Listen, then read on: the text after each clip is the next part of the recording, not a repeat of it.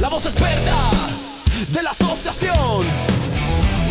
En Radio AMEDLA ya tienes la solución. Welcome, everybody, to Radio AMEDLA. And for all you AMEDLers out there, welcome to the Deep Dive. Today we're digging into a really fascinating and I think often overlooked field. Absolutely. We're talking about the odontological management of snoring and sleep apnea, or SEOS. Our source material is a fantastic webinar from Dr. Aneyba.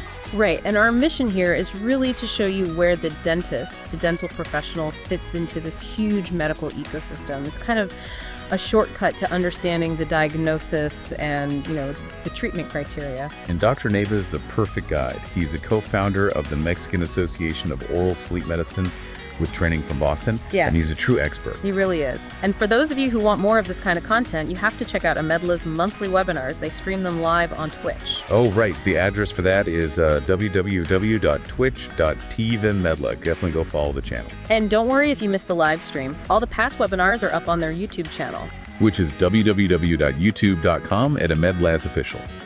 And I heard they're working on getting everything subtitled and even dubbed into English. That's right. So that content is becoming more and more accessible. Okay, so let's jump in. The scope of this discipline. It's very, very specific. It's not just general dentistry, that's for sure. Not at all. And it's so important to set the boundaries right up front. The dentist's role here is strictly focused on mechanical respiratory issues. So we're talking about snoring and obstructive sleep apnea. So things like insomnia or nightmares. Totally off the table. That's for the neurologist or the psychiatrist. Yeah. The dentist's scope doesn't cover restless legs or sleepwalking. It's really about the biomechanics of the airway. You're treating the obstruction, not the brain's sleep signals. Exactly. But even with that narrow focus, you're not working alone. It's not a solo sport. No, the sources made it clear you need a whole interdisciplinary army. You absolutely do. I mean, the ideal team involves a neurologist, a pulmonologist, the trained dentist, of course, a psychiatrist, a bariatric surgeon, nutritionist, cardiologist, the list goes on. And the key is that they all need specific training in sleep medicine, right? That's the critical part. You can't just have a cardiologist. You need a cardiologist who understands sleep's impact on the heart. So that sounds like the dream team. But in the real world? In the real world, things get complicated. And that brings up this concept Dr. Aneyba mentioned, which is tropicalization. Right, because the first world protocol is so clean. The sleep physician diagnoses everything and then maybe sends the patient to the dentist. Maybe. If and only if a mandibular advancement device is the right call.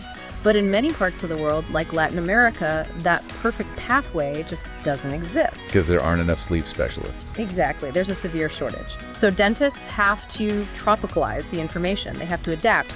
They end up working with whatever sleep-trained physician is available, maybe an internist, and they take on a much bigger role in screening patients themselves. So the dentist becomes a primary gatekeeper, which is a huge responsibility. It's a massive clinical pivot. You can't just wait for a perfect referral. You have to be the one to spot the red flags, because if you miss them, you could be missing a chance to prevent a stroke or heart attack down the line. That's the stakes we're talking about. Okay, so let's shift gears and talk about the language of diagnosis. That video in the presentation was so powerful. Oh yeah, the patient snoring loudly, and then that awful silence, and you can see the abdomen just struggling. That struggle is what we need to define. The American Academy of Sleep Medicine gives us the terms we need. Let's start with the big one, apnea. Okay, so what exactly is an apnea? Apnea is a complete stop, or a 90% or more reduction in the respiratory signal for at least 10 seconds. And there are different kinds. 3 main types. Obstructive, which is what we saw in that video, the chest is moving but the air isn't. Central, where there's no movement at all because the brain didn't send the signal. Or mixed. So if apnea is a full stop, what about those partial obstructions, the kind of mini apneas? That's a hypopnea. It's a reduction of the signal between 30 and 90%, again, for at least 10 seconds. But for it to count, it has to cause either a drop in blood oxygen of 3% or more, or something called an arousal. And an arousal isn't what it sounds like. It's not the patient waking up and looking at their clock. Not at all, no. An arousal is something we see on the EEG, on the brain waves. It's a very fast disruption, a little burst of activity. It's the brain essentially hitting a panic button to rescue the body because oxygen is dropping. So your brain is constantly saving you all night long. Over and over. And that's what fragments your sleep and leaves you feeling exhausted, even if you don't remember waking up once. That sounds brutal. Then there are our ARRAs, which seem even more subtle. Our RRAs, or respiratory effort-related arousals, are the most nuanced, you're right. They're micro-awakenings caused just by the effort of breathing, even if it doesn't cause a full apnea or a big oxygen draw. The near misses. The near misses. But they still fragment sleep. And here's the catch. You can only detect them with the most complex sleep studies, the type 1 or type 2, because you need that EEG data. So you take all these events, the apneas, the hypopneas, and you combine them into one number. And that number is the AHI, the Apnea-Hypopnea Index. It's the total number of events divided by the hours of sleep. It's how we stage severity. So what are the levels? 0 to 5 events an hour, you're a primary snorer. 5 to 15 is mild sleep apnea. 15 to 30 is moderate. And anything over 30 is severe. 30 or more is severe. And some of the cases cited were, just astronomical. AHIs of 56, or even up to 100 or 110. 100 events an hour. That's a crisis every 30 seconds. Yeah. The person isn't sleeping, they're just fighting to breathe. They're perpetually struggling to stay alive. Yeah. Okay, so how do we identify these patients? If you're a dentist and a patient is in your chair for a cleaning, what tools do you have? It starts with sleep study, the polysomnography, but not everyone can get one. Right, it's about resources. The gold standard is the type 1 PSG. That's the overnight stay in a hospital, full monitoring, EEG, ECG, everything with constant surveillance. And it's expensive. The source said around $750 in Mexico. That's a huge barrier. A huge barrier, so you have more accessible options. Type 2 is basically the same equipment but portable for at-home use. And then you have the most common one, the type 3.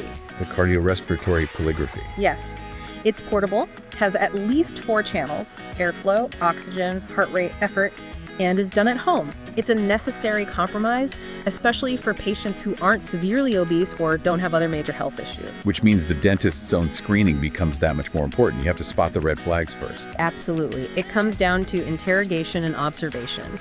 You're looking for hypersomnia, severe daytime sleepiness. The Epworth Sleepiness Scale is the formal tool for this. But really, you're just listening for the stories, right?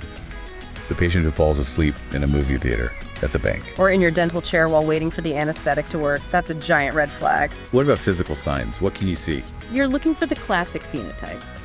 A short, wide neck, being overweight, mouth breathing, a small or set-back jaw, what we call retrognathia. And a big tongue, too. Macroglossia, yes. You can use the Malampati scale to get a sense of how much it's blocking the airway, and you have to talk to the partner. They're often the ones who are most worried. They're the ones who hear the snoring stop, they hear that silence, and then the gasp for air. Their report is probably the most honest piece of data you'll get. Now, a quick note on x-rays. The sources said don't rely on them. Why is that? It's a simple matter of physics. An X-ray shows you the patient's anatomy while they're awake and sitting up. But the collapse happens when they're asleep and lying down. Exactly. The Yep. image just can't predict the dynamic collapse of soft tissue during sleep. It's a supportive tool, not a diagnostic one. Okay, so the diagnosis is in. Let's talk treatment. There's a hierarchy here. Always. You start with the basics. Sleep hygiene, cognitive behavioral therapy, weight loss. Which is crucial, but so hard. Incredibly hard to sustain. And then there's positional therapy. I love the low-tech solution of sewing a baseball into the back of your pajamas. It works, but only if the PSG shows that the apnea is position dependent. You can't just guess. The data has to tell you their breathing is normal on their side. If that doesn't work, we move up to the big gun. CPAP. Continuous positive airway pressure. It can be miraculous. It can take an AHI of 100 down to 1. But the compliance is a huge issue. It is. The sources cite a failure rate around 50%. The mask, the pressure, the noise. It's a lot to tolerate. And it's usually a lifelong therapy. This is where the dentist finally comes in with the mandibular advancement devices, the MDs. This is our domain. And the indications are very specific. You'd use a MD for a primary snorer, or someone with mild apnea, maybe moderate apnea if their BMI is low. Or for the patients who just can't handle CPAP. That's a big one. Or for combination therapy, which is a really interesting approach. How does that work? It's synergy. You use the AMED to open the airway a little bit, and that allows the physician to turn the CPAP pressure way down, maybe from a 15 down to an 8, which can make it tolerable for the patient. There's so many different designs out there. What makes a good MAD? You're right, there's the TAP, the dorsal fin, all sorts. But they all have to meet the same criteria. It must be adjustable, allowing you to move the jaw forward. It must be durable and retentive. And critically, it must be scientifically validated and, FDA approved. What are the deal breakers? When can you absolutely not use one? A severe TMJ problem is a hard stop, especially an intracapsular issue. Also, poor periodontal health, not enough teeth to hold the device, or a really severe gag reflex. The device needs a healthy foundation to work. It all comes back to that core philosophy from Dr. Aneyba, right? It's not about which device is best. It's about who is the right candidate. That is the single most important premise. The diagnosis has to come first, always. Which, again, circles back to that low resource problem. The Q&A in the source brought this up. What do you do for a patient with severe symptoms, maybe hypoxia, but no money? Then the priority shifts. It becomes about life preservation. You use the tools you have. You lean on the more affordable type 3 studies. You become militant about hygiene and positional therapy. You look into renting a CPAP. Because the stakes are just too high. They are. You're talking about quality and quantity of life, stroke risk, cardiac events. You have to do everything you can with what's available. That's such an important perspective. And it's clear why AMEDLA recognized Dr. Aneyba as an honorary member. A very well-deserved honor. Okay, as we wrap up, I have one last thought for you, our listener, to chew on. It's about scope. Okay, let's hear it.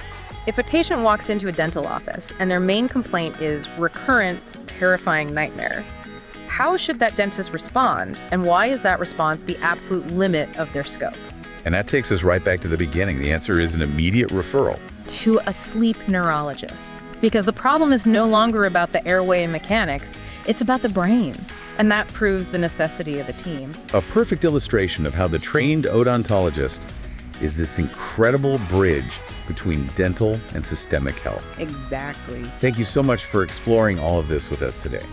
To everyone listening, we really encourage you to follow AMEDLA on all their social media and share this content with your colleagues. And don't forget, you can register for their free webinars and look into affiliation at their website, which is www.amedlausa.org. And a final reminder, especially for our professionals in Mexico. The curricular value certificates that AMEDLA issues are officially endorsed by the SEP, the Secretaría de Educación Pública. Which is a huge validation of their work. It certainly is. Thanks again for listening, and we'll catch you on the next Deep Dive.